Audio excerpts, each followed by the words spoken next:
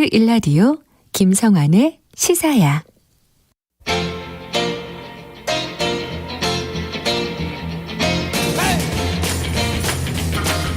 한 주 동안 있었던 뉴스 가운데 우리가 조금 더 깊이 들여다봐야 할 이슈를 짚어보는 시간입니다. 뉴스야 외전 함께 하실 패널 두 분 소개해드리겠습니다. 배종찬 인사이트K 연구소장 자리하셨습니다. 안녕하세요. 안녕하십니까. 김민하 시사평론가 모셨습니다. 안녕하세요. 안녕하세요. 네. 지금 코너 시작도 하기 전에 청취자분이 문자를 주셨는데요. 네. 휴대전화 뒷자리 4936 쓰시는 청취자분께서 제가 다른 코너는 안 들어도 불금에 뉴스야 외전은 꼭 듣습니다. 남자 세 분의 케미가 좋아서요. 이렇게 해주셨는데요. 네.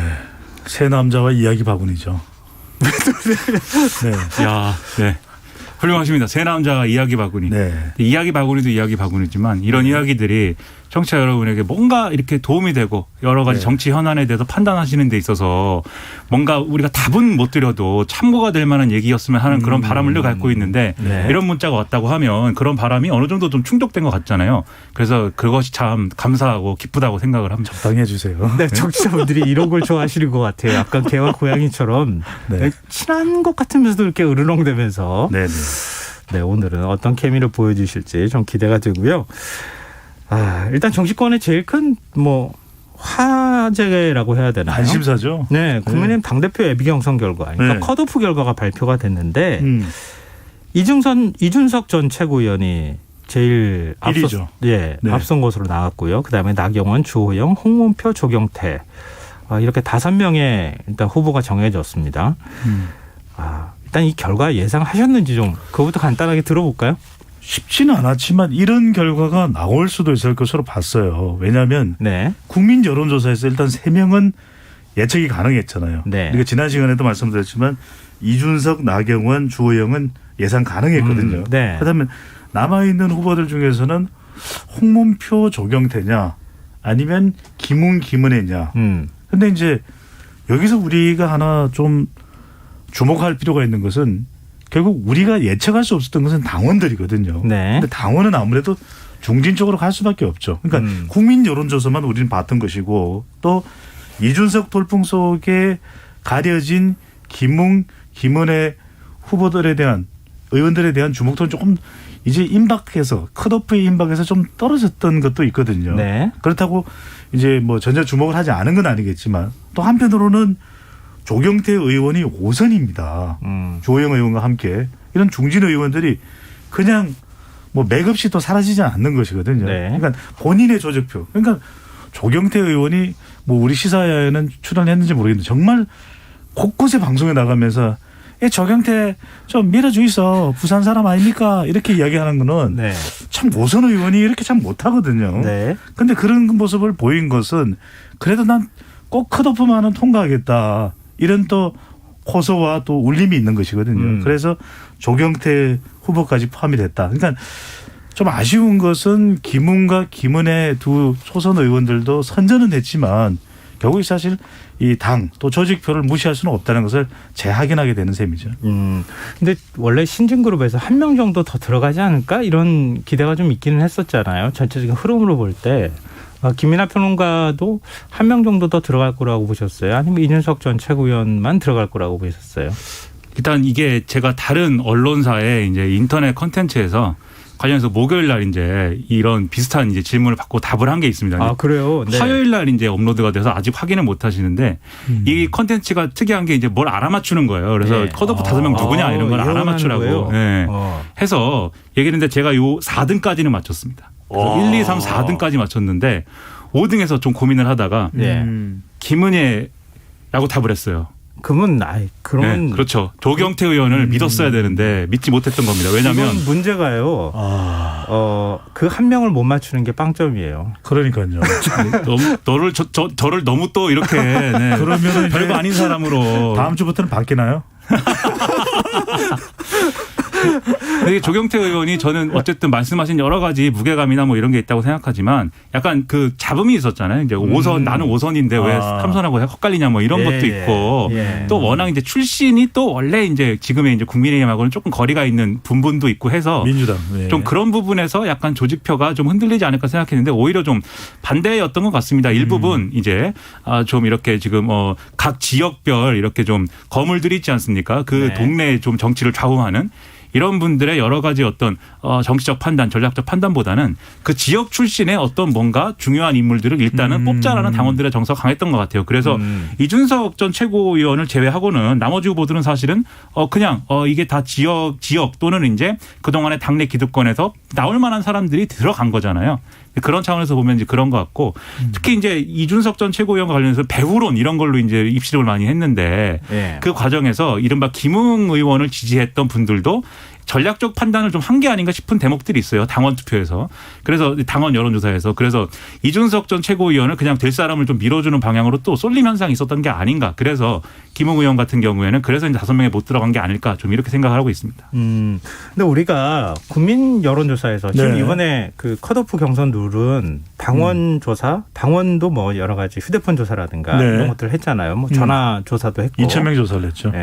근데 그 당원조사 말고 국민 여론조사에서는 뭐 신진그룹이 강세를 보인다고는 하는 것은 이미 다 알고 있었던 사실이고 당원조사에서 어느 정도 나올까 그게 궁금했는데 그렇죠. 이준석 전 최고위원이 당원조사에도 크게 밀리지 않았어요. 거의 나경원 전 의원하고 비슷한 수준이 나왔단 말이에요. 1%포인트밖에 차이가 안 나요. 그러니까 나경원 전 의원이 32% 당원조사에서 그리고 이준석 전 최고위원이 31%거든요. 이렇게 간다 그러면은 당칠 민삼 이게 이제 본선이거든요. 본선 룰은 당심이 이제 70%인데 또 이제 국민 여론조사라고는 하지만 이게 국민의힘 지지층과 무당층입니다. 그렇게 되면 오늘 이 예선에서 얻었던 득표를 본선 룰로 환산을 해보면 이준석 37% 합해서.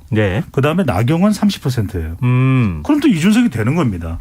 그러네요. 이걸 참고로 환산을 해보면 그대로 지금 구도가 이어지고 후보들이 사퇴하지 않고 중진 의원들 사이에 합종 연행이 일어나지 않는다면 그대로 간다면 5명이 예선에서 얻었던 득표대로 본선에서 비율만 달리 되는 거죠. 그러면 이준석이 된다라는 것을 예상할 수 있는 결과가 산출되어 나오는 거죠. 그러니까 본선 그 경선 룰은 당심 70%에 민심 30%인데 그걸로 환산을 하더라도 이준석 전 최고위원이 당대표가 될 가능성이 있다 이런 건데. 그런데 이제 좀 하나 다른 게 있어요. 뭐냐면 예선은 2,000명의 당원 조사를 했는데 본선은 2만 명의 모바일 투표가 있습니다. 몇 명이 참여할지 몰라요. 근데 이건 이제 일장일단이 있습니다. 이준석 전 최고위원으로 봤을 때는 모바일 투표니까 젊은 세대 이준석 전 최고위원을 지지할 만한 신진 세력들의 투표 참여율이 상당히 높을 수 있다. 이렇게 생각할 수 있는 반면에 워낙 늘어난 그리고 조직의 영향을 받을 수 있는 32만 표이기 때문에 오히려 이 예선보다는 중진 의원 쪽으로 더 갈 수도 있다.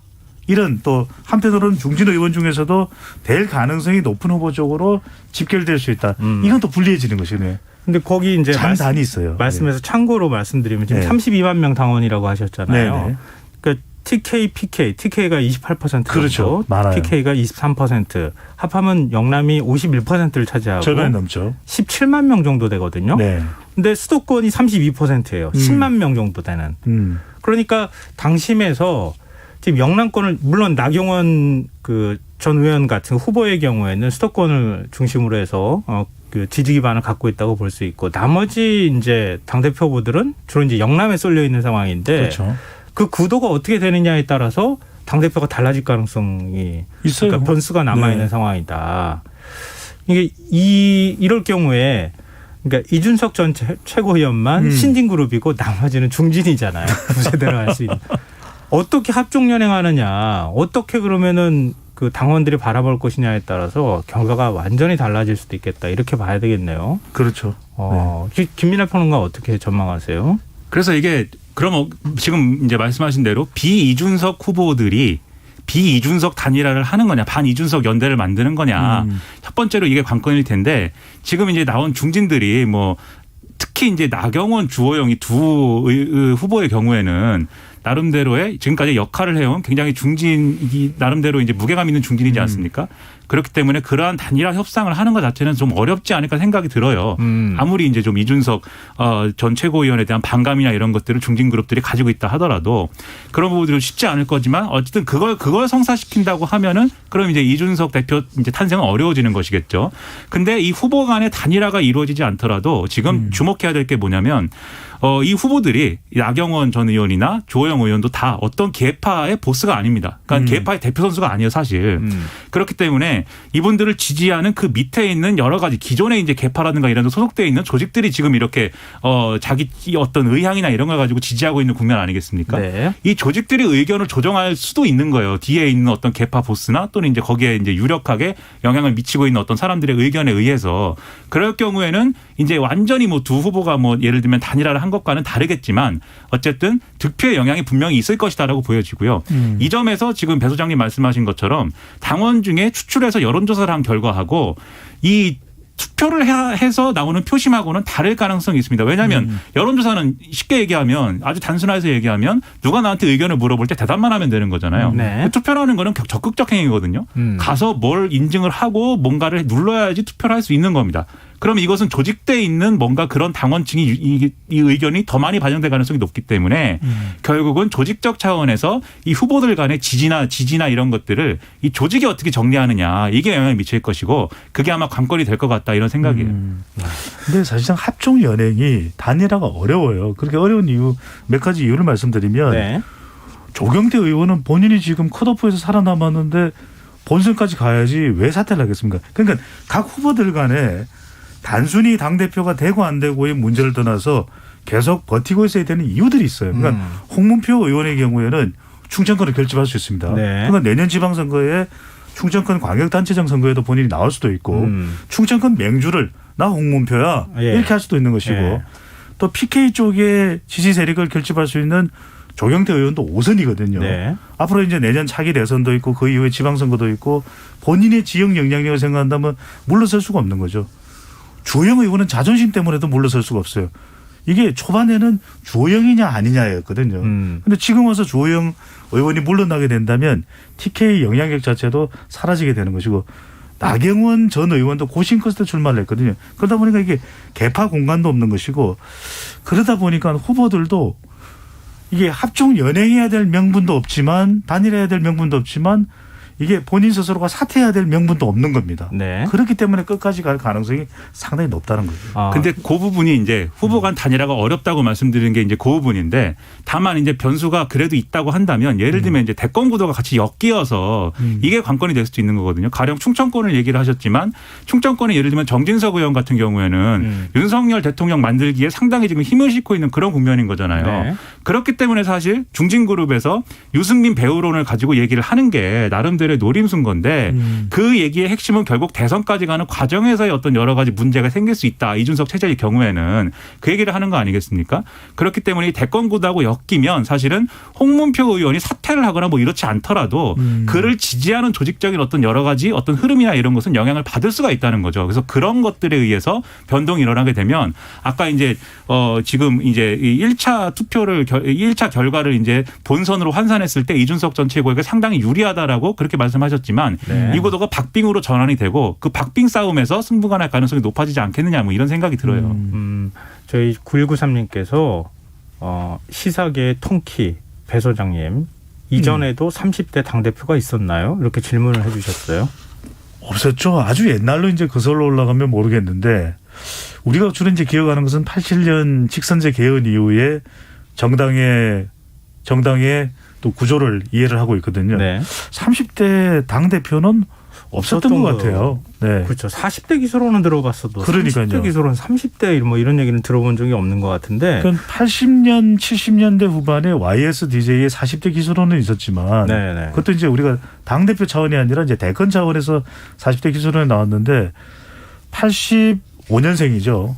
이준석 전 최고위원이. 네. 그리고 우리 나이로 36인데 이런 어린 나이에 당대표 선거에 공식적으로 지금 출마를 해서 이 정도 선전하는 상황은 없었던 걸로 기억을 합니다. 그러면 이제 두 가지 얘기가 남아 있는 것 같아요. 일단 국민의힘 내부 얘기로 보면 합종연행은 어렵다 이렇게 얘기를 한다고 하면 좀 각자 끝까지 가야 되는 거 아닙니까? 각자 도생이죠. 각자 도생의 길로 가야 되는 건데 그 각자 도생의 길을 가는 데 있어서 이른바 지금 한창 논쟁이 되는 것처럼 친유승민계다, 뭐 친이계다, 과거 친박계다. 지금 개파 문제가 어느 정도 영향을 미칠까 이게 하나가 있을 것 같고 네. 또 하나는 이준석이라고 하는 인물이 신진 세력이냐 아니면 구세력이냐 이거 경계에 굉장히 모호하다고 얘기하는데요. 그건 그다음에 얘기를 하도록 하고요. 지금 개파가 어떻게 영향을 미칠 거라고 보십니까? 저는 개파 영향은 크지 않다고 봐요.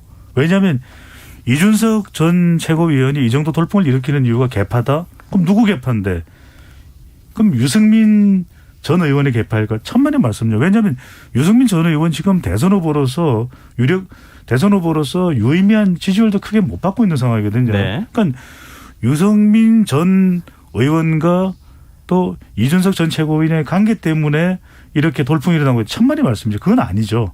그러니까 이준석 전 최고위원은 이준석 전 최고위원이 너무 완벽한 인물이라서 지지를 받고 있는 것이 아닌 겁니다. 그런데 첫 번째로는 뭐냐면 바로 이준석 전 최고위원이 이런 지지를 받는 것은 반사적이에요. 그러니까 지금껏 젊은 세대들의 의견을 수렴하겠다라고 수없이 정치권이 이야기를 하는데 그런 실질적인 행동으로 안 일어났거든요. 네. 그러다 보니까 이제는 뿔난 MZ세대 그리고 기성지도층에 대해서 기대를 걸어왔던 당의 당원들이 이제는 더 이상 우리 못 믿겠다. 항상 나경원 새로운 인물도 아니지 않냐. 주호영 마찬가지고 홍문표 조경태 마찬가지거든요. 다 중진들이잖아요. 그동안 당이 어려울 때 뭐 했느냐. 당이 변화를 요구받을 때 뭐 했느냐. 사실 이런 연장선상에서 이준석 돌풍이 일어나고 있는 것이기 때문에 저는 이것이 개파의 구분이 아니라 철저하게 지금 이 이준석을 지지하고 있는 이 바람이 불고 있는 이유는 첫 번째 변화입니다. 좀 변하자. 두 번째로는 어떤 이해관계도 없다. 세 번째로는 이제 정권을 한번 교체해보자라는 것이 이 국민의힘 보수 지지층 내부에서 일어나고 있는 바람이라고 봐야 되겠죠.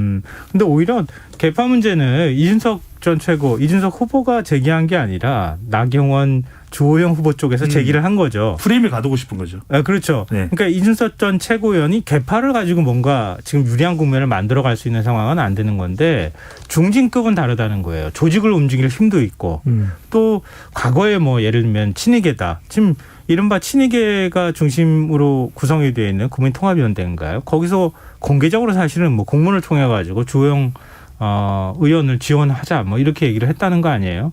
그런 것처럼 밑바닥에서 조직표가 움직일 경우에는 영향을 미칠 수도 있지 않겠습니까? 그러니까 제가 계속 말씀드리는 게 그 부분인데 이게 과거처럼 개파별로 쭉 나눠가지고 친박, 비박, 그다음에 뭐 지금 친유승민 이렇게 쭉 갈려갖고 선거를 치르고 있는 그런 그림은 전혀 아닌 것은 분명해요. 그리고 개파 구조가 기존의 개파 구조가 무너져 있기 때문에 이준석 전 최고위원이 돌풍을 일으킨 것도 사실입니다. 그런데 기존의 그 개파 구조가 아니라 그 밑에 원래 이렇게 여러 가지 이해관계로 묶였던 소그룹들이 쭉 있는 거잖아요. 지금 예로 들어주신 이제 뭐 국민통합 무슨 연대 뭐 이런 조직도 있는 거고 그리고 이제 좀 여러 가지 친소관계로 묶여 있기도 하고 지역별로 묶여 있기도 한 예를 들면 김무성 전 의원 그룹이 또 있는 거고 그다음에 뭐 과거에 이제 친박이라고 불렸던 분들도 지역에 따라 나눠져서 있는 것이고 네. 이 어젠가요 나경원 전 의원이 이제 이 KBS 아침에 최강시사에 인터뷰를 했는데 이렇게 얘기를 했습니다. 그 친박 그런 이를테면 이 이준석 전 최고위원이 유승민계라고 한다라고 하면 그러면 나경원 전 의원을 지지하는 사람은 친박이라고 하던데 그건 어떤 거냐라고 했는데 나경원 전 의원이 뭐라고 얘기했냐면 당을 그 당시에 당이 어려울 때 당을 지켰던 분들이 나를 경향적으로 지지하는 건 맞다라고 얘기를 했어요. 그러니까는 굳이 부정은 안 하는 겁니다. 근데 그게 과거의 어떤 개파가 이렇게 오더를 내려갖고 쭉 지지하는 그런 그림은 아닌 거죠 또. 그러니까 이 강도가 낮아지기는 했는데 지금 말씀 주신 것처럼 여러 가지 조직들의 이해관계가 걸려 있고 그게 이제 막 움직이고 있는 이런 차원은 분명히 있는 겁니다. 근데 여기서 핵심은 뭐냐면 이준석 전 최고위원을 두고 친유승민이다라고 했을 때 뭔가 하나로 묶일 수 있는 구조가 생산이 된다는 거예요. 무슨 얘기냐면 아직도 국민의힘 내부의 핵심 당원들은 유승민 전 의원에 대해서 용서를 100% 하지 못한 부분이 있습니다. 탄핵을 다 건너지 않았다. 그렇죠. 과거에 아무래도 탄핵을 뭐 하자고 주장한 사람보다는 탄핵을 할 수 있도록 문을 열어둔 사람이 더 미운 부분이 있는 거잖아요. 네. 같은 식구끼리. 그런 부분들이 치유가 안 됐기 때문에 이런 얘기를 하고 있는 거죠. 사실 중진들 입장에서는 당신들이 이준석은 용인할 수 있을지 몰라도 유승민은 용인할 수 있는 것이냐. 이걸 묻는 구도를 만드는 거고 네. 그 구도를 생산하는 과정에서 과거의 개파 구도를 되살리고 싶은 마음이 지금 있는 거죠. 네. 그래서 그런 걸 지금 이 분위기를 만들어 나가고 있는 건데 그러면 과거의 개파 구도가 100% 부활해가지고 그렇게 될 거냐? 저는 그렇게 되리라고 보지는 않지만 적어도 아까 말씀드린 그 여러 가지 이해관계로 묶여있는 조직들이 지금의 어떤 지지 형태를 유지하지 않을 가능성이 있다고 생각을 한다는 겁니다. 근데 말씀 들어보니까요. 영남 지역에 특히 TK 지역은 이른바 박근혜 동정론이 상당히 많이 남아있는 상황이잖아요. 그런 면에서 유승민 의원이나 이른바 탈당파들은 아직도 용서할 수 없다. 이런 분위기가 있을 수 있기 때문에 그런 측면을 자극한 것이다. 이렇게 분석을 해 주셨거든요. 저는 좀 다르게 생각을 해요. 왜냐하면은 유승민 전 의원과의 연결고리가 그다지 문제가 심했다면은 벌써 문제가 됐겠죠. 왜냐하면 이준석 전 최고위원이 비대위원으로 영입이 된 것이 2011년 12월이거든요. 네. 그러니까 지금 한 10여 년이 다 돼갑니다. 그렇다면은 이준석 전 최고위원의 아버지가 유승민 전 의원과의 친구라는 것은 뭐 많이 알려져 있는 사실이거든요. 네. 이미. 그리고 더 문제 삼을 만한 것은 이준석 전 최고위원 박근혜 키저예요. 그러니까 최근에도 대구 경북으로 가서 본인이 이제 대구 경북에 가서 득표 전략을 해야 되겠죠. 박근혜 대통령한테 감사한다는 표현을 썼습니다. 네. 그러니까 이 표현도 지지하는 사람들 입장에서 볼 때는 여러 가지 열세에 놓여 있는 구조적으로 이준석 전 최고위원이 득표 전략으로 정치적인 포석을 가져가는 것이구나 이렇게 이해를 하는 거예요. 그러니까 아까도 말씀드렸지만 지금 이준석 전 최고위원이 너무 완벽해서 너무 이상적이라서 지지를 한다. 이게 아니라는 거예요. 그러니까 지금 당이 변해야 되는데 누군가를 찍어야 당대표 선거에서 당이 변할 거 아니에요. 네. 그렇다면 기존의 인물은 아니다는 겁니다. 네. 그렇다면 누굴까? 그래. 영선. 한 번도 국회의원이 돼보지 않았지만 이준석 전 최고위원 당신한테 기회를 줄 테니까 한번 바꿔봐. 네. 이런 이야기를 하게 되는 것이거든요. 그러니까 이준석 전 최고위원이 당대표가 된다면 커다란 파격과 변화라는 것은 예상하는 거잖아요. 그걸 기대하는 거죠. 네. 지금 청취자 4057님께서 나이가 문제가 아니라 그간 매스컴에서 이준석 전 최고위원의 논리적 보편적 주장들이 받아들여진 결과라고 봅니다. 정치의 변화는 보수의 변화로부터 뉴페이스를 국민이 원하고 있음을 보여준 결과라고 봅니다. 이렇게 분석을 해 주셨는데요. 이 얘기 나왔으니까. 제가 이 말씀 하나만 꼭 드리고 싶은데 네. 이제 이준석 전 최고위원이 아주 이상적인 정치 지도자상이라서 이렇게 지지가 높을까? 저는 이렇게 보지는 않아요. 그런데 왜냐하면 부단히 그동안 이 공개적인 석상에서 나와서 하는 이야기들을 들어보면 도발적인 내용들이 많이 있습니다. 네. 그러니까 기성 정치와는 다르다는 거예요. 가령 이런 이야기를 합니다. 저도 한 자담회에서 같이 토론을 해본 적이 있는데 자꾸만 우리가 낙하산 인사 문제가 되니까 이거 어떻게 해결돼야 되냐라고 질문을 받았을 때 이준석 전 최고위원이 이렇게 답변하더라고요. 아예 대선 캠프에 참여하는 사람들한테 다 월급을 줘라. 당신이 빚을 내서라도 후보자가. 네. 그래서 그 사람들은 대통령 선거가 끝나고 나면 다 내보내라. 왜 돈 다 줬지 않냐. 월급을 300만 원이든 빚진 게 없다. 500만 원이든 빚진 게 없다. 금전적으로 경제적으로. 그렇다면 낙하산 인사들 할 필요도 없다. 그래서 우리 정치적 정서에는 안 맞아요. 네. 그런데 그런 이야기를 할 수 있다는 것이 저는 이게 뒤늦게 주목을 받는 거 아닌가. 그래서 저는 이준석 전 최고위원을 설명을 할 때 브레이브 걸스가 떠올라요. 역주행이다. 역주행. 이 정도로 관심을 받았던 적이 없거든요. 네. 근데 어느 순간 정치적 상황을 보니까 이 사람이 주목을 받게 되는 환경이 만들어진 겁니다. 최근 이제 MZ세대 영향이죠. 네. 뭐 그래서 사실 우리 정치에서 흔히들 하는 표현이 반사체냐 발광체냐 이거잖아요. 그러니까 이준석 전 최고위원이 지금 언론의 주목을 본격적으로 받은 게 물론 그 이전부터 일종의 정치인이라고 봐야 되는 거죠. 정치 아이돌 현상은 있었죠. 네. 근데 안티페미니즘이나 반여성주의적 언행 뭐 이런 것들 때문에 젊은 층의 어떤 주목을 한꺼번에 받았던 측면도 있는 것 같고 그것도 지금 정치 경력으로 보면은 2차례나 벌써 선거에 나갔다가 지금 낙선을 한 거잖아요. 물론 힘든 데 나가서 낙선을 하긴 했지만 의원에서 그런 과정에서 이 일종의 젊은 세대라고 하는 나이가 젊다는 것만으로 진짜 새로운 정치를 할 수 있다고 하는 거는 좀 뭔가 안 맞는 거 아니냐 이런 지적도 있거든요. 사실 지금 이제 영선이고 그다음에 이제 10년쯤 됐다. 올해로 딱 10년째라고 하는데 정치에 입문한 지. 근데 그러한 사례인 다른 젊은 청년 정치인들 많이 있습니다, 사실. 지금 주목을 못 받고 있어서 그렇지. 이준석 전 최고위원이 특별히 주목을 받고 있는 거거든요. 그 이유는 사실 박근혜 퀴즈이기 때문이에요. 그것은 네. 처음에 박근혜 퀴즈로부터 시작을 했기 때문에 다른 비슷한 청년 정치인들과 비교해서 더 좋은 자본과 자산을 가지고 출발할 수 있었던 거죠. 그게 이제 비교 우위를 갖게 된 배경인데, 네. 그러니까 이준석 전 최고가 이제 여러 가지 태도나 도발적인 주장을 하는 모습 이런 것에 있어서는 기성정치와 차별화되는 부분이 분명히 있습니다. 그것 중에 하나가 아까 말씀하신 이제 박근혜 전 대통령에 대한 발언인데, 그게 이제 대구에 대한 어떤 뭐 표심을 공략하기 위한 발언이다라고 해석도 하셨지만 또 하나의 노림수가 있다고 보는 게, 제가 말씀드린 이 박근혜 퀴즈라는 거는 이준석도 낙하산이다라는 거거든요. 근데 이 이준석 전 최고는 그거에 대해서 내가 낙하산이 아니다라고 얘기를 한 게 아니라 나 낙하산 맞다고 얘기한 거예요. 거기에 대해서. 박근혜 전 대통령이 빚졌다라고 하잖아요. 그러니까 이렇게 쿨하게 뭔가 인정하고 내가 이런 부분에서는 이제 그런 배려가 있었다는 걸 인정하고 넘어간다. 이런 태도가 사실은 기성 정치인하고 좀 다르게 보일 수 있는 맥락이 있는 거죠. 그게 맞는데, 그런데 이런 부분이 있습니다. 또 그동안 우리가 보수 정치를 얘기하면서 박근혜 전 대통령의 그 정치를 겪었기 때문에 보수 정치 하면은 뭔가 국가주의적이고 뭔가 안보 상업주의적이고 이런 보수를 많이 떠올리는데, 네. 원래 그 전에 이제 이명박 전 대통령 때 보수는 시장주의 보수거든요. 모든 걸 시장 원리주의적으로 얘기하는. 그런데 사실 이준석 전 최고위원이 지금 얘기하고 있는 여러 가지 문제들이 있지 않습니까? 할당제를 폐지해야 된다. 공천도 예를 들면 컴퓨터 활용 능력 등의 이 자격 시험을 거친 사람한테 줘야 된다. 이거 사실은 무한 경쟁과 각자 도생의 그 논리예요. 그렇기 때문에 이게 보수의 변화라고 한다면, 예를 들어서 김종인 전 비대위원장이 뭐 영국의 뭐 예를 들면 데이비드 캐머런 전 총리 이런 사람들 얘기하는데, 그 사람들은 따뜻한 보수, 인간의 얼굴을 한 보수 이런 건 내세웠던 사람들이거든요. 이런 보수로의 변화를 추동할 수 있는 그러한 배경, 정치적, 사상적 또는 이제 노선적 배경을 갖고 있는 인물이냐? 그렇진 않습니다. 그렇기 때문에 이게 뭔가 변화하는 것 같으니까 주목을 많이 받고 있긴 하지만, 실제 이준석 대표 체제가 들어섰을 때 보수가 거듭나고 새로운 보수가 되는 것이냐? 저는 그렇지 않을 거라고 생각합니다. 저희 청취자 6847님께서요. 변화의 바람이 맞습니다. 저도 당원입니다. 이런 또 문자 주시기도 하셨는데요. 우리가 지금 이렇게 할 말이 많다는 얘기는 그만큼 분석할 얘기가 많다는 얘기고, 뭔가 새로운 현상들이 자꾸 눈에 보이고 있다, 이런 얘기도 할 것 같거든요. 앞으로 이제 만약에 지금 중진이 아니라 새로 신진그룹에서 만약에 이준석 전 최고위원이 당대표가 된다면 당을 어떻게 운영해 나갈지, 이게 참 간단치는 않은 문제일 것 같은데, 우리가 너무 뭐 그걸 미리 예견해가지고 예측하는 것은 좀 바람직한 것 같지는 않고요. 나중에 결과 나오고 난 다음에 다시 한번 얘기하기로 하고요.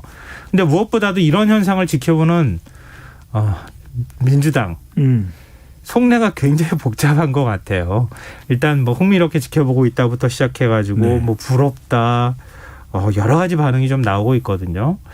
지금 민주당은 그러면은 이렇게 변화하려고 꿈틀꿈틀하는 이 보수 정당의 모습을 보면서 어떻게 그럼 가야 될 것이냐, 굉장히 고민스러운 지점 아니겠습니까? 두렵죠. 두렵고, 우리 방송에 처음에 김연아 평론가가 제가 이제 출연을 할 때도 지난해 시점으로 본다면은 민주당이 의회 지형에 이 기울어진 운동장이잖아요.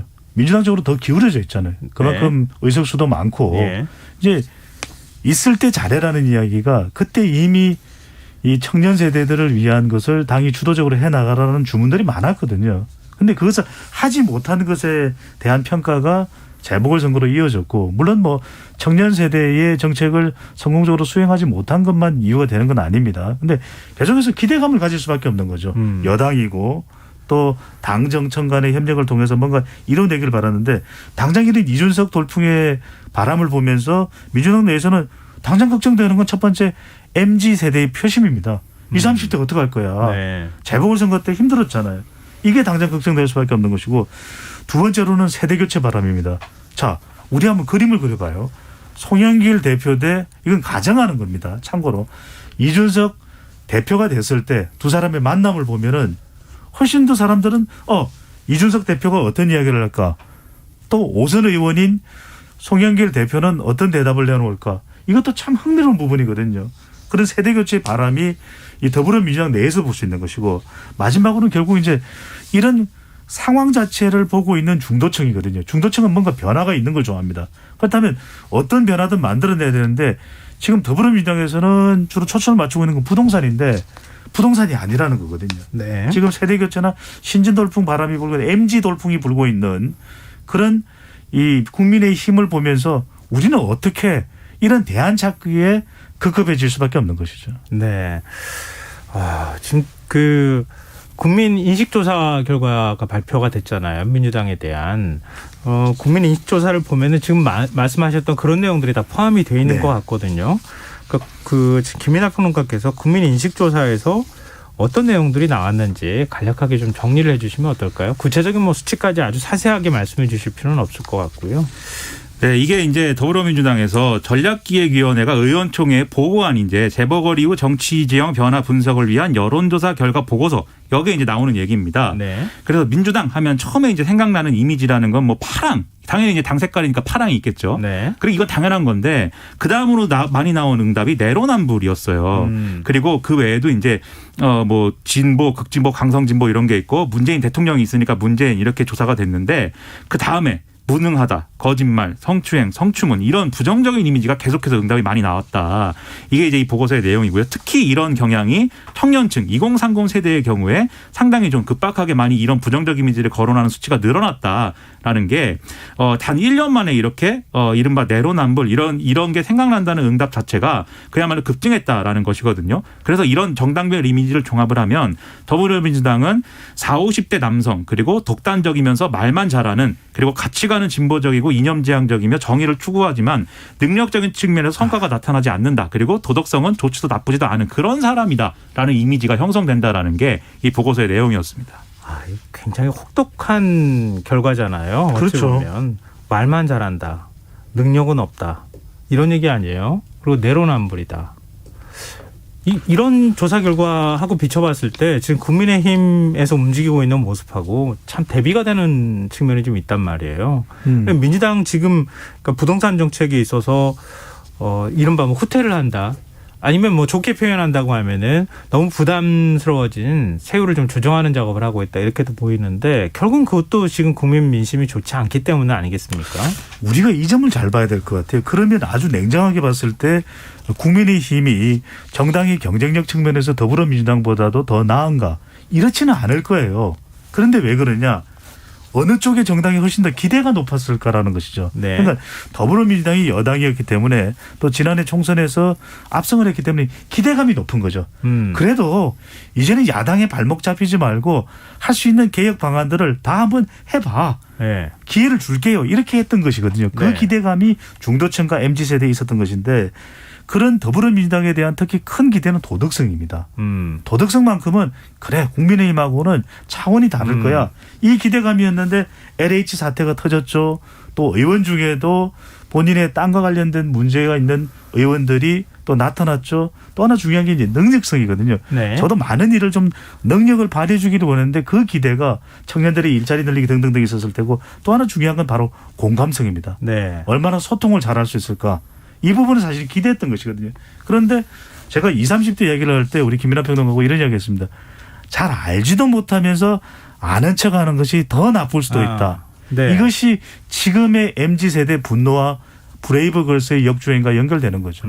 지금 배종찬 소장께서 원인을 진단해 주셨다면 김민하 평론가께서 민주당은 그럼 어떻게 해야 된다. 어디로 가야 한다. 어떻게 혁신해야 된다. 이런 쪽에 맞춰서 말씀해 주시면 어때요? 일단 이준석 전 최고위원이 대표가 되리란 보장이 아직은 없지만 대표가 된다고 하면 얼마나 비교되겠습니까? 사실 지난번 전당대회도 사실은 좀 뭐랄까요. 연령도 연령이지만 기존에 이제 정치의 잔뼈가 굵은 3명이 나와서 이제 경쟁을 한 데다가 송영길 대표 체제가 그래도 뭔가 변화를 시도한다 이런 평가를 받을 수 있으려고 노력은 하지만 그 변화라는 게 아까 부동산 정책이라든지 이런 것에 있어서는 사실은 빚내서 집사라 시대를 회귀하는 것이고 지금의 이제 올라간 집값이 앞으로 떨어지지 않을 것이다라는 암시를 주는 그런 정책을 이제 펴고 있는 것이기 때문에 네. 사실은 이게 부자와 중산층만을 위한 그러한 정책적으로 비춰지는 측면이 있는 거거든요.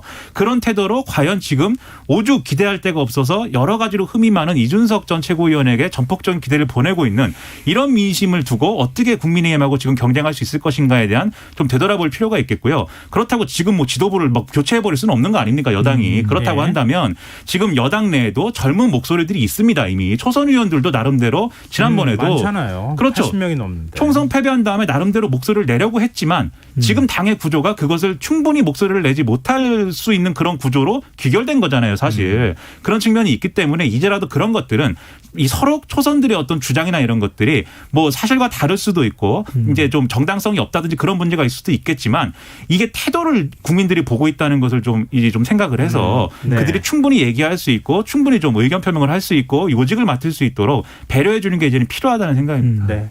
마지막으로 뭐 당 얘기들은 여기서 좀 마무리하고요. 네.